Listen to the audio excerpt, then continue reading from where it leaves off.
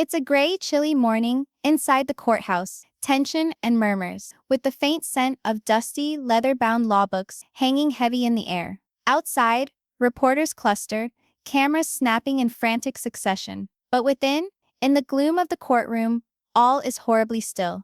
It's not another courtroom fight. This is the day the Brown family's deepest secrets start to come undone, piece by piece, in front of strangers, the media, and one another. Robyn Brown, normally so calm and cautious, alone at the witness stand. Her hands clench the wooden railing so tightly her knuckles turn white.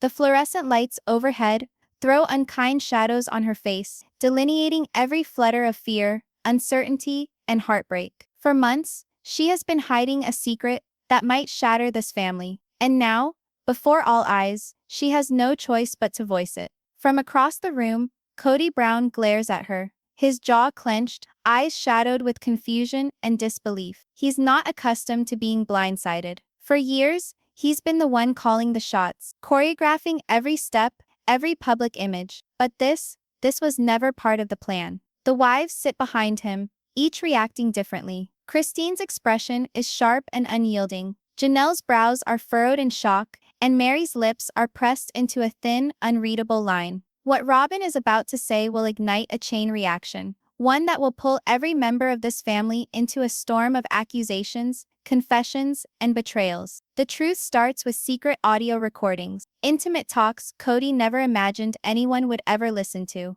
On the tapes are hushed moments of manipulation, confessions regarding money moved without talking about it, and even muffled thoughts about abandoning some of the wives forever. The moment these tapes are introduced in court, the dam is going to burst. Christine will get on the stand and disclose her own stash of private messages that present a much bleaker picture of Kody's priorities. Janelle will grudgingly share stories of all-night arguments and unexpected financial losses. Even Meri, quietly silent and loyal for so long, will be presented with the choice of defending Kody or finally sharing what she has been through. If you believe it's all about money or custody, think again, because as the trial progresses, the true stakes will be starkly revealed. The future of the Brown family, their children's trust, and the reputation they've built in the spotlight.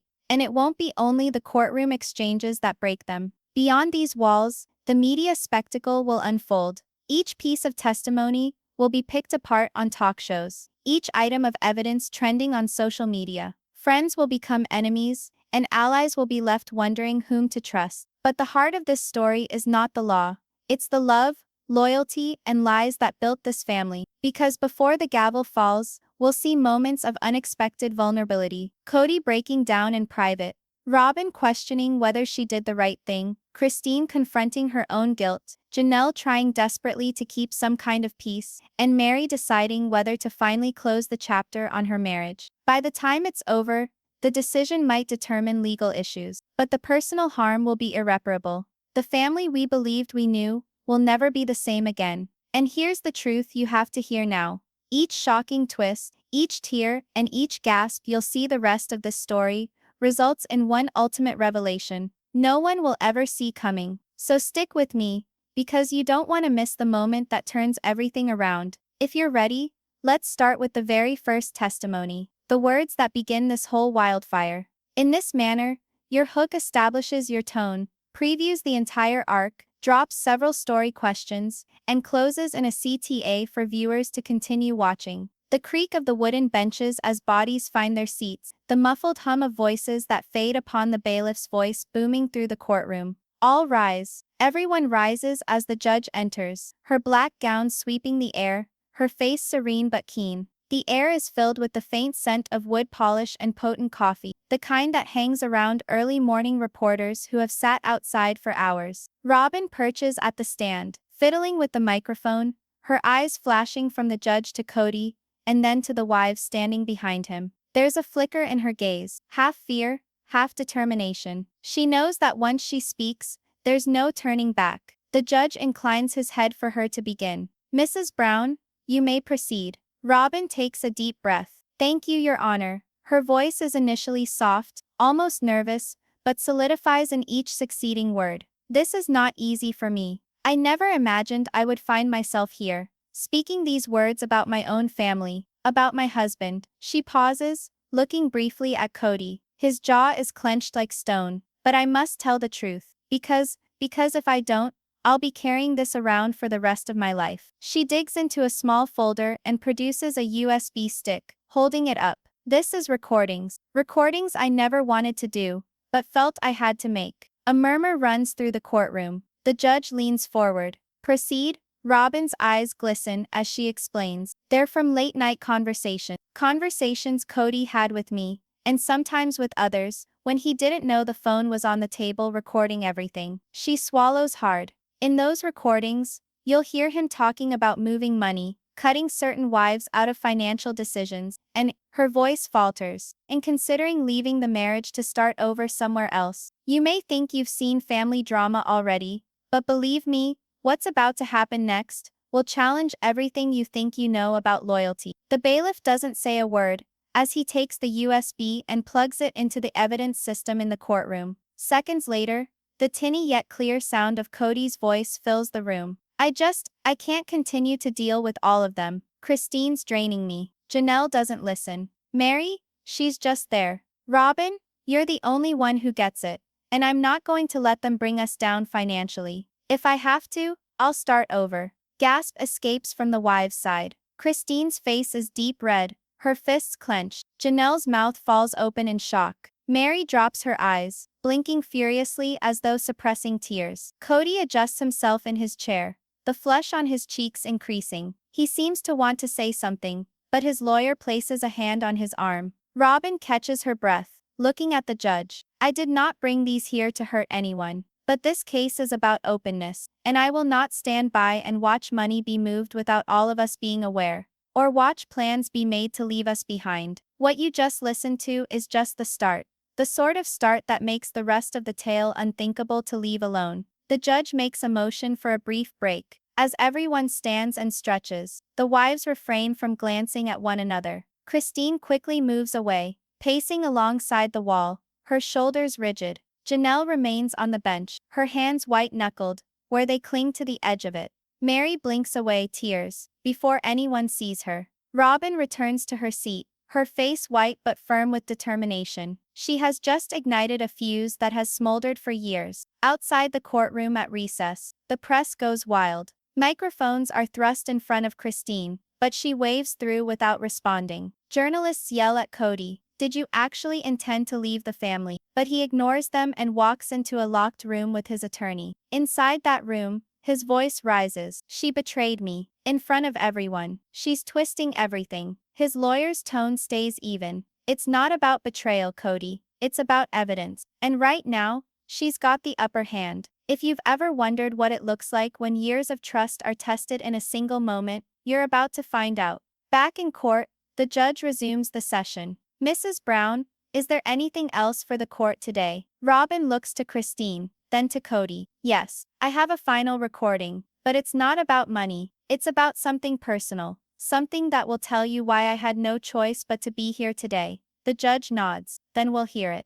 The following sound from the speakers is softer, more intimate. Kody's voice in the dead of night, barely audible. "I don't love them anymore, Robyn. I haven't for a long time." A shocked gasp rings out from the wives' bench. Christine's eyes are shining, her jaw quivering. Janelle's eyes blink quickly, her mouth clamped into a straight line. Meri remains motionless, as if paralyzed. Kody slouches forward, his voice increasing. "That's taken out of context. She's warping this." The judge raises his hand. "Mr. Brown, you will be given an opportunity to speak." Robyn's voice cracks. "I didn't want to tell you that, but I needed to. Because this isn't just about money, it's about integrity." The silence that comes afterwards is interminable, the burden of the words suspended in the air. The courtroom seems to chill now, the kind of chill that's unrelated to the air conditioning. It's the kind that permeates your bones when you realize what you've heard can never be unsaid. Kody sits stiff,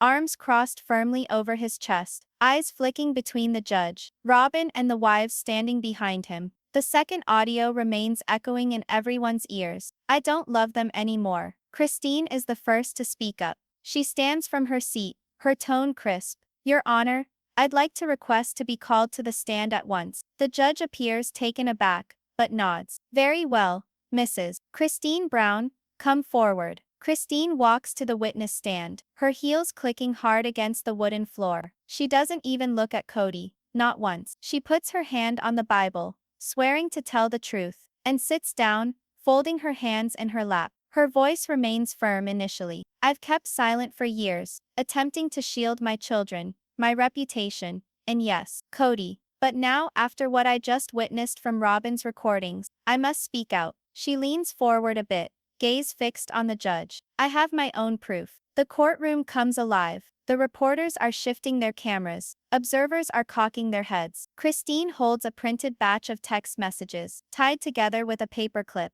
These, she says, are communications between Kody and someone else. They're not recent ones. They go back 2 years, while he was still lying to us all and saying we were his priority. Kody's attorney springs to his feet. Objection, relevance. But the judge nods her head. Overruled. Proceed, Mrs. Brown. Christine reads on. You make me feel alive again. I can't stand being around all the negativity at home. You're my escape. She turns the page. When I leave, we'll start fresh, just you and me. Kody slams a hand down on the defense table, his voice cracking. That's not the whole story. If you believe this can't get any worse, you're wrong. The next thing out of Christine's mouth will have the entire courtroom stunned. Christine's voice increases in pitch. The woman he was speaking with wasn't a stranger. It was someone who worked with our family, someone we trusted. And while we were struggling to pay bills, trying to figure out how to feed 15 children, he was discussing starting over with her. A room gasp follows. Even Robyn's face contorts in shock. Meri's knuckles whitening as she clutches the bench. Janelle blinks rapidly, her eyes cast away. The judge demands order, but the room is filled with din. Reporters write frantically, and you can practically hear the headlines being typed. Kody leans into his attorney, speaking harshly under his breath. His face is now flushed a deep red, sweat beading on his forehead. Christine puts the papers down. This was never about love. This was never about faith. This was about control. He controlled the money, the houses, the public face, and when that wasn't enough, he began plotting an escape plan. Her voice cracks a little. And we all paid the price. This is the type of moment where you know, in certain families, the most grievous wounds don't surface until a person has the courage to tear them open. The judge calls for Christine to stand down, but the tension does not dissipate. It's heavy now, hanging on the walls, adhering to everyone's skin. Robyn has her head down, but you can see the shaking of her shoulders. Kody refuses to meet her eye. Janelle reaches over and takes Meri's arm in a small subdued gesture. Not quite one of comfort, but of mutual pain. The bailiff calls a brief recess, and the room breaks into chaos once more. In the hallway outside, Christine makes a few quick remarks to the press. You wanted the truth, you've got it, but you haven't heard all of it yet. Within, Robyn sits by herself, her eyes fixed on her hands. She is in a whirlwind of thought. If Christine has messages, and she has recordings, what else will surface? How far does this reach? Kody paces in the defense room, muttering to himself, they're turning on me, one by one. This was supposed to be about protecting the family, not destroying it. His lawyer replies quietly, then you need to decide if you're going to testify, or let them bury you without saying a word. Kody stops pacing. His eyes harden. I'll testify.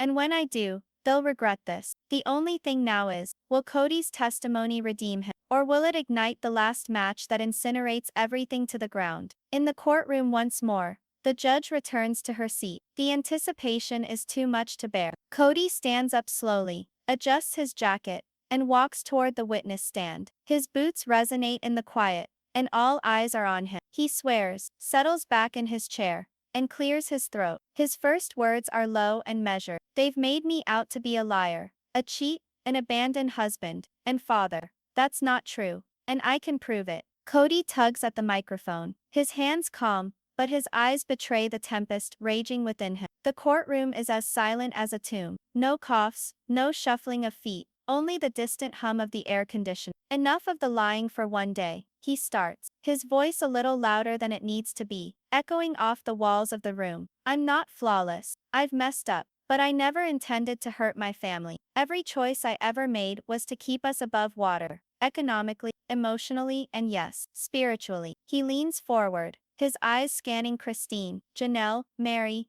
and then Robyn. You've all profited from the sacrifices I made. But you never saw the sleepless nights, the late night calls from creditors, the compromises I made to put a roof over everybody's heads. Christine's mouth opens as if to shoot back, but the judge holds up his hand. Let him go on. Kody pulls out a heavy envelope and hands it to his attorney, who hands it on to the bailiff. In there are bank records, contracts, and receipts, evidence that each and every big decision I ever made with the money was in order to pay off debts, pay taxes, and prevent the family from losing everything. The judge reads the first page, her face inscrutable. Christine straightens up, her brow furrowed. Robyn squirms in her chair, and Janelle leans forward, clearly attempting to read the documents from a distance. Here's when you begin to understand. In court, the truth isn't necessarily about right or wrong. Sometimes it's about who does the best storytelling. Kody goes on, his tone falling into a softer, nearly intimate one.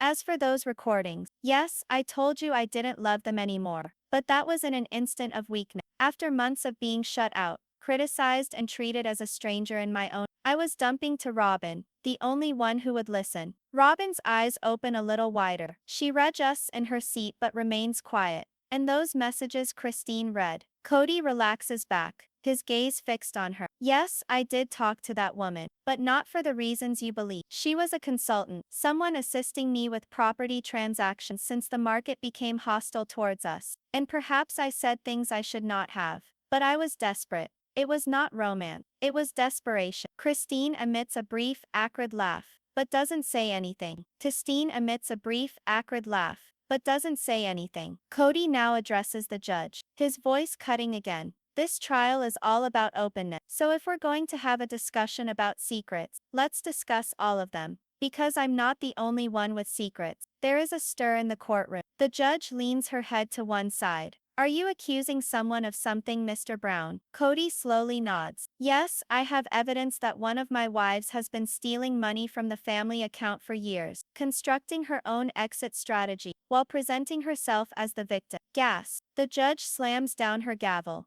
Order. Robyn is stunned. Janelle's eyebrows furrow. Christine's mouth drops open, but her eyes dart over to Meri. And just like that, suspicion shifts gears, and you can sense the whole atmosphere in the room swing like a boat in a storm. Kody's attorney gives the judge another folder. The judge leafs through it. These are bank deposits to another account. Yes, Kody states, his voice strangled. A Meri account. Hundreds of transactions, small enough to go unnoticed, but cumulatively, over $60,000. Meri speaks at last, her voice shaking but determined. That was my money, from my business, my entrepreneurial pursuit. I did not embezzle from the family. Kody's eyes blaze. Then why keep it hidden? The room is warmer now. The tension is palpable, coiling itself around every individual in the room. Meri's voice increases. Because I knew someday this would occur. And I wasn't going to be left with nothing. There is a silence that comes, long, heavy, and oppressive. The judge finally speaks up.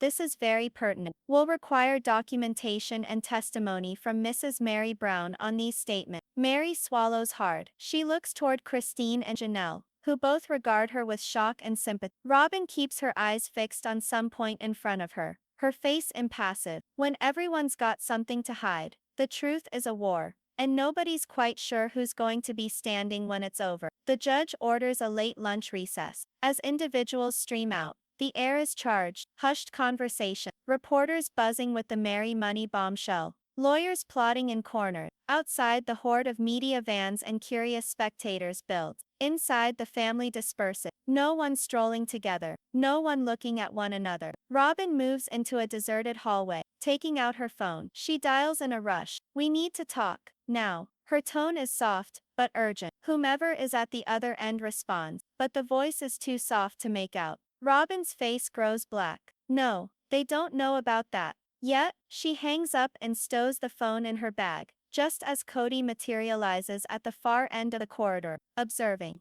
For an instant, neither of them says a word. The space between them is like a canyon, too vast to bridge, even if they tried. Kody ultimately turns. Robyn takes a deep breath, looking over her shoulder to ensure that no one else is within hearing distance. Then she sticks her hand into her backpack, and produces a second USB drive. She looks at it for a very long time before sticking it back in. The question is, will Robyn play that last piece of evidence, or will it remain buried? Either way, it could ruin what's left of the Brown family. The lunch recess seems shorter than it actually. When court convenes again, there's an undercurrent of tension in the air, as if everyone's quietly holding their breath. Kody is already in his seat, hands locked together, eyes staring straight ahead. Meri is seated some distance away from her, face white but determined. Christine and Janelle murmur softly, sharing glances that say it all. And Robyn is seated stiffly, her purse beside her, the U.S. sealed deed. The judge slams down his gavel. We adjourned on matters concerning Mrs. Meri Brown's bank accounts. Before we continue, does either party want to introduce new evidence? Kody's attorney rises. Not at present, Your Honor.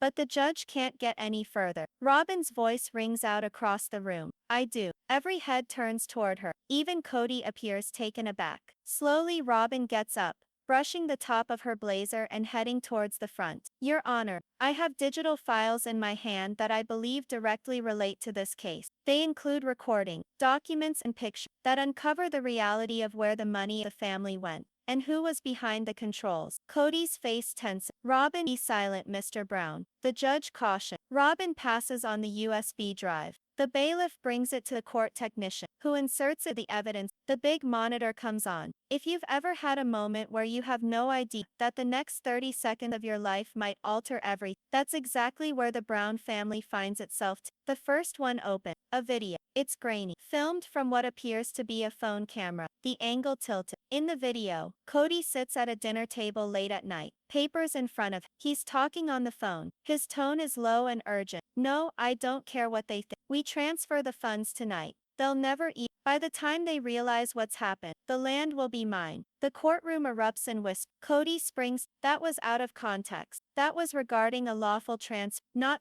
The judge thumps her gavel. Order. Sit down, Mr. Brown. Robyn remains silent, her hands folded in front of her. The technician clicks onto the next file. Scanned copies of written. One of them draws the judge's eye. Sell Coyote Pass before they find out. Keep proceeds private. Christine leans forward, her face a mixture of anger and vindication. Meri looks at Kody, as if she were looking at him for the first time. Janelle mutters something under her breath. The last file played, this time audio only. Kody's voice once, the tone is more biting, almost frantic. Their liabilities now, all of. I'll see to it that I'm the only one who has assets. I'll burn the rest to ground if I have to. You could hear a pin drop recording end. In an meticulously managed story, Kody attempted dissent, and now it's court of law. He is no longer viewed as the set but as a man willing to slaughter his own family to save his own skin. The judge clears her throat. This evidence will require verification, but it will be included in the record. She regards Kody. Mr. Brown, this is troubling. Kody leans in toward Robyn, growling in a low tone. Why would you? Robyn doesn't glance at him. Because the truth doesn't protect it. Kody lies. The judge calls the next forward, but the courtroom remains abuzz from what occurred. Reporters outside the courthouse type.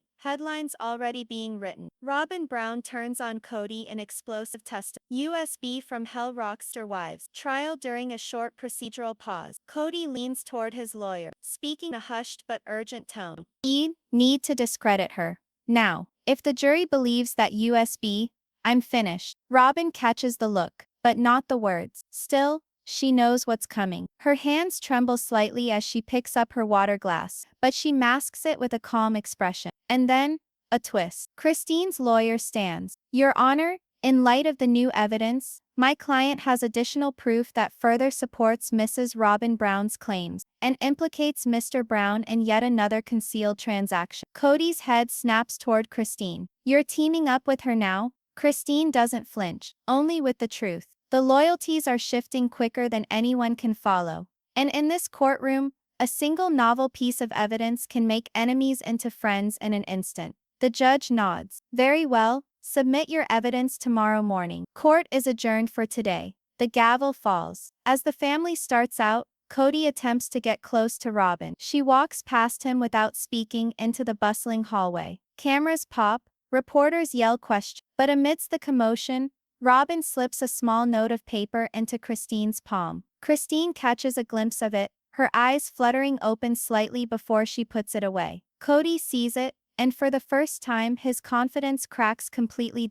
Morning breaks gray and cold over the courthouse, the kind of sky that feels like a warning. By the time the courtroom doors open, the gallery is packed. Reporters, curious onlookers, even a few faces from the Browns' extended family. Christine enters first, serene but with a steely determination. A manila envelope is held in her hand. Janelle enters behind, giving her a reassuring look. Robyn enters later, making a point to avoid eye contact with Kody. And then Kody himself enters, jaw clenched, attempting to affect the same air of confidence he's been sporting since day one. But this time it seems strained. When the judge sits down, the atmosphere changes in an instant. We will proceed with the presentation of further evidence on behalf of the plaintiffs, she declares. Mrs. Christine Brown, you are welcome to proceed. Christine rises, clutching the manila envelope as if it's the key to the kingdom. Your Honor, she starts. Yesterday we witnessed and heard audio recordings from Mrs. Robyn Brown's USB drive. What I have today will demonstrate that Mr. Kody Brown not only intended to siphon the family assets, but went on to take steps to hide the transactions and through third-party accounts, some using the names of individuals he has never publicly recognized. That's when she opens the envelope and draws out some clean documents. The court technician lays them on the screen. The first is a receipt for a bank transfer.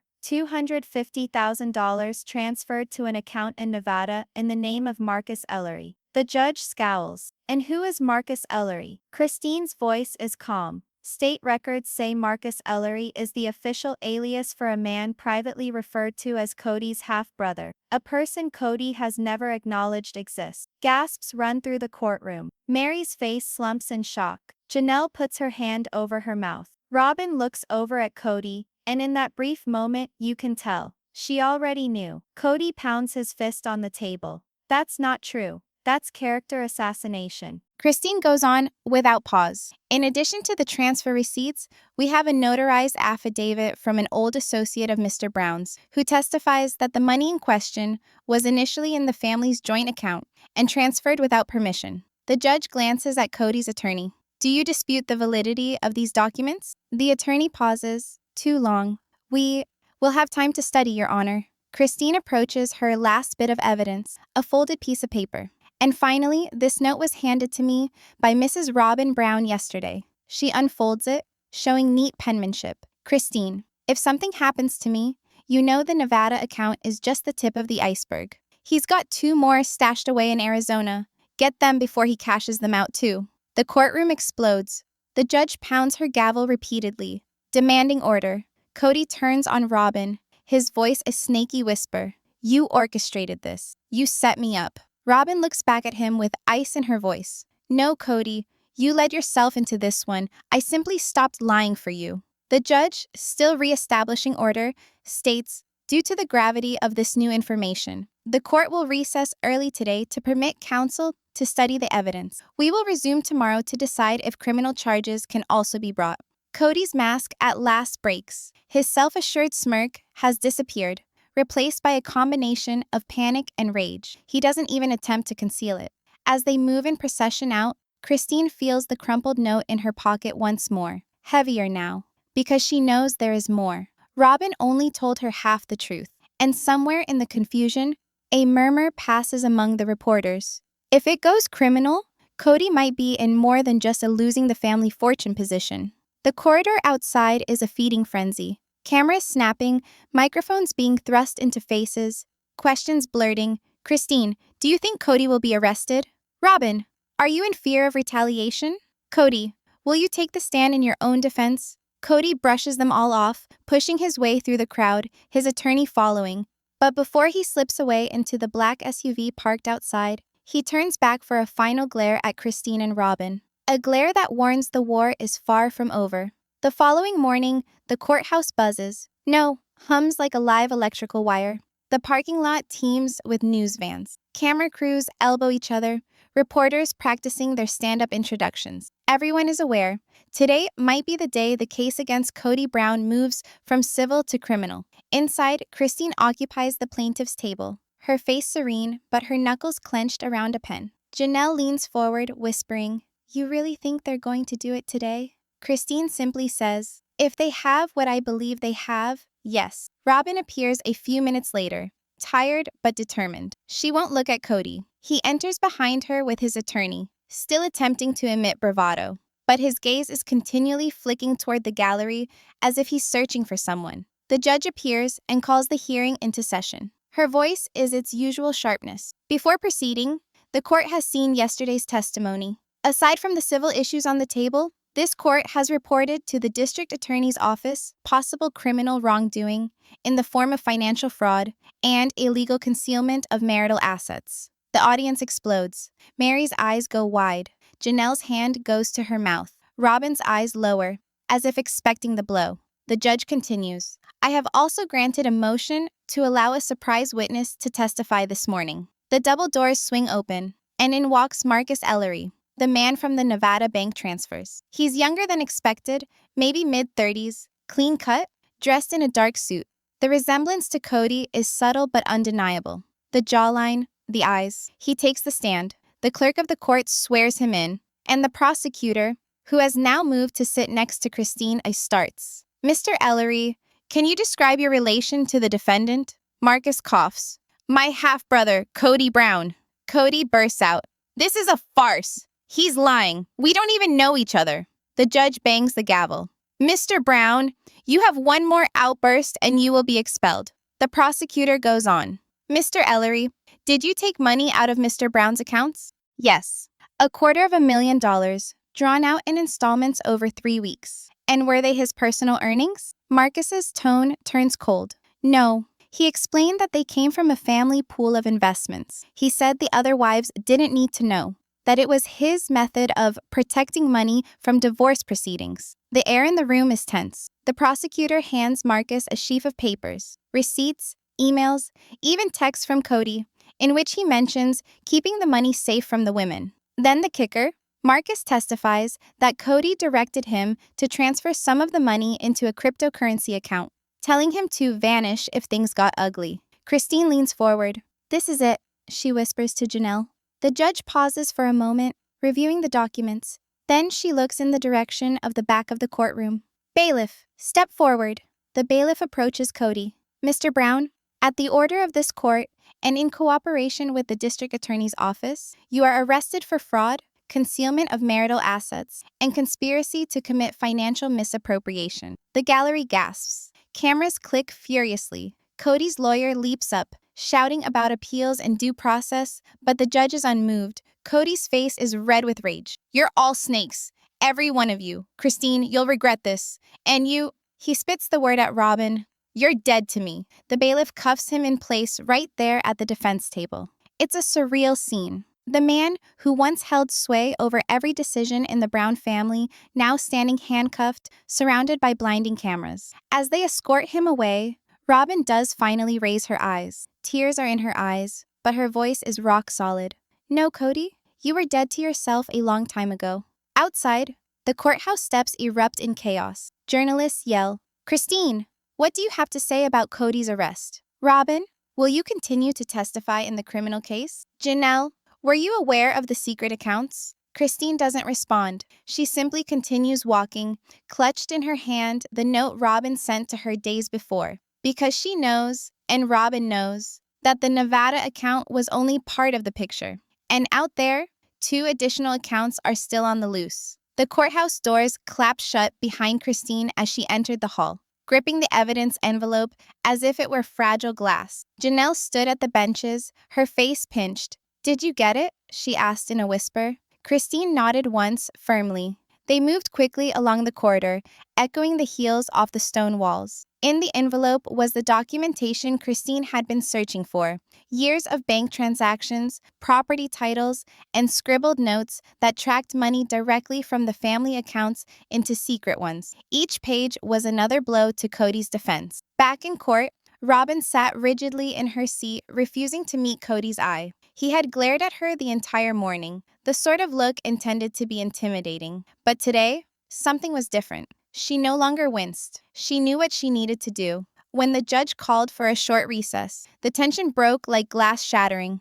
Kody stormed toward his attorney, voice low but seething. You better fix this, he hissed.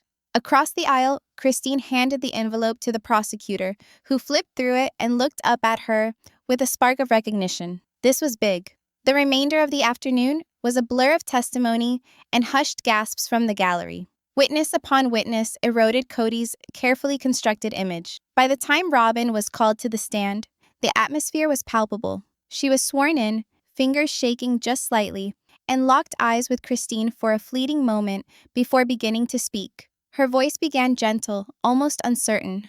I couldn't keep up the charade any longer. Yes, I did know about some of the accounts. I didn't know everything, but I knew enough. She swallowed, the words sticking in her throat. He said it was for our protection, but it wasn't. It was for his. Kody sat back in his chair, forearms crossed, jaw chomping with furious intensity. The air in the room heated up, contracted.